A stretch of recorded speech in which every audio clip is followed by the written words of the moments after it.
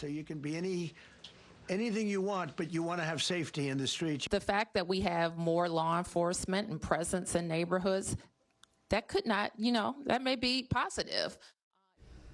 Agreement tonight on two major points. You deserve to be safe in D.C., and criminals should be held accountable. But how to get there has the mayor and the president at odds. Thank you for joining us and staying with 7 News. I'm Scott Thuman, and we have special coverage of the Trump administration's takeover of D.C.'s police force and plans to bring in hundreds of National Guardsmen. We'll take you inside the White House briefing room with the president's pledge, have Mayor Muriel Bowser's response. We'll also get into an attempt to tackle youth crime and get an update on the critical shortages that only Congress and the Department of Justice can address. But first, how we got here. While crime is down, there is no debate about the data. D.C. residents feel city leaders are not doing enough to address crime and have become numb to it. We've heard from them time and time again over the last week since the president first threatened to do what he ordered today. I almost feel a little desensitized to it in a way because it seems to be of the norm. It's just a lot more that we can do, and I feel like we are not getting the support that we need from the mayor. We're not getting the support that we need from the government, the community, as well. A lot of people are afraid. Friday night, boom, boom, boom, boom, boom, boom, boom, boom, boom, boom, boom. They ain't hit nobody, but tape everywhere happened. Saturday night, boom, boom, boom, boom, boom, boom, retaliation. It had happened again. We have ANC commissioners and different city advocates, and so my hope is that they will see this and they will come and they will be a part of making sure this community feels safe. I would like to see our local leaders use a little bit more imagination and vision when it comes to the kind of quote-unquote crime prevention programs. All right, Tom Rousey and Josh Chapin are standing by with President Trump and Mayor Muriel Bowser's promises tonight, while Christian Flores will report on key vacancies that can result in delayed justice for victims. So let's begin with Tom Rousey and President Trump following through on his threat last week and what comes next. Tom?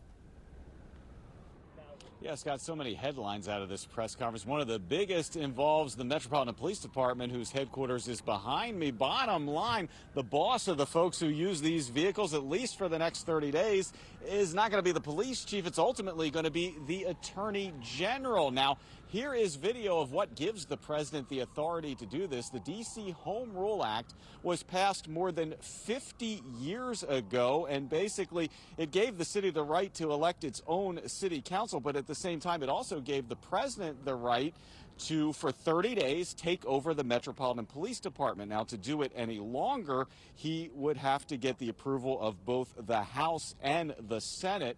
Now, in addition to that, the president says he is going to deploy the National Guard, and he says residents should see the National Guard on the streets in the coming days. And he also says he's going to continue to use federal law enforcement like the FBI to patrol the city. That's something that started a few days ago. Here's the president earlier.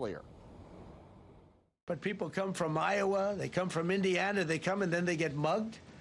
Not going to happen. Keep coming, because by the time you get your trip set, it's going to be safe again. All right. Now, in addition, the president says, as I mentioned earlier, the Attorney General, Pam Bondi, she's going to be in charge of the MPD. And Bondi says the administrator of the DEA, Terry Cole, will be the person to supervise the Metropolitan Police Department for her. Again, that's for 30 days unless Congress approves a longer period of time. Reporting live near Judiciary Square at MPD headquarters, I'm Tom Rousey, 7 News. All right, thank you, Tom. And we'll give a little more information on Terry Cole's background coming up in just a moment. Let's now, though, go to Josh Chapin, who was at the mayor's briefing this afternoon. Josh, all last week, the mayor's official response was no comment to these threats. After our repeated attempts to hear from her, she suddenly has a lot to say now.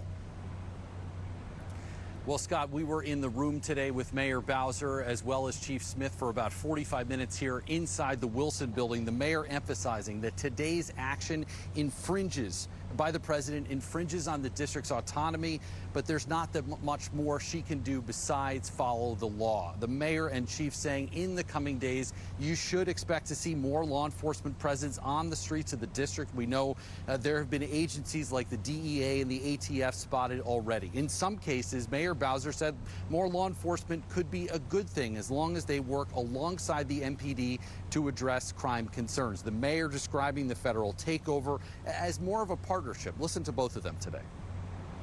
Our relationship with our federal partners is not new. We do this on a daily basis. We are very much in tune to having federal law enforcement officers working with us on our capital area regional task force. My tenor will be appropriate for what I think is important for the district. And what's important for the district is that we can take care of our citizens. D.C.'s police union supports the federal takeover, but says it can't be a long-term solution. Quote, the real path forward lies in addressing the root causes of MPD's challenges, particularly the need for adequate staffing and the reversal of harmful legislation. The mayor, Scott, stressing repeatedly today that crime numbers, despite what he said, are at historic lows. Scott, back to you. Josh, thank you for that. And while Mayor Bowser says Pamela Smith remains chief of police, President Trump has tapped Terry Cole to be the federal administrator of the local police department. Cole is local. He left his position as Virginia's Secretary of Public Safety and Homeland Security to lead the DEA, the Drug Enforcement Agency. Prior to that, he was a DEA special agent that included time working in D.C. It's still not clear yet exactly what he can do in his new leadership role, and we will keep you posted. All right, let's continue our team coverage right now over at the Alert Desk, where Jasmine Stiles is looking at the U.S. Attorney's fight to have a bigger role in combating youth crime. Jasmine? Well, Janine Pirro said the biggest factor is district lawmakers' failure to address youth crime. She sent a letter to D.C. Council asking them to overturn 2 laws for minors, one that allows reduced sentencing and another that allows less than mandatory minimum sentences. During a press conference, Pirro railed against these laws. She says limit what she can do.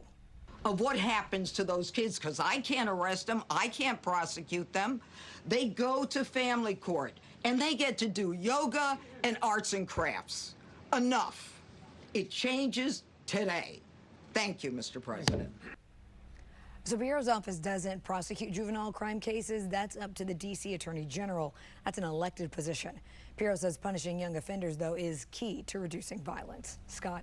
Jasmine, thank you. As far as addressing youth crime laws, Florida Republican Congressman Byron Donalds has reintroduced a bill that would prevent adults up to 25 years old to receive youth sentences.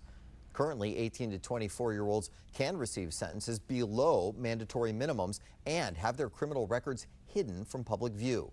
Mayor Bowser has gone on record in the past telling 7 News she wants the council to take another look at that law without giving specifics. And this brings us to our question of the day. Are you satisfied with D.C.'s leaders' handling of crime?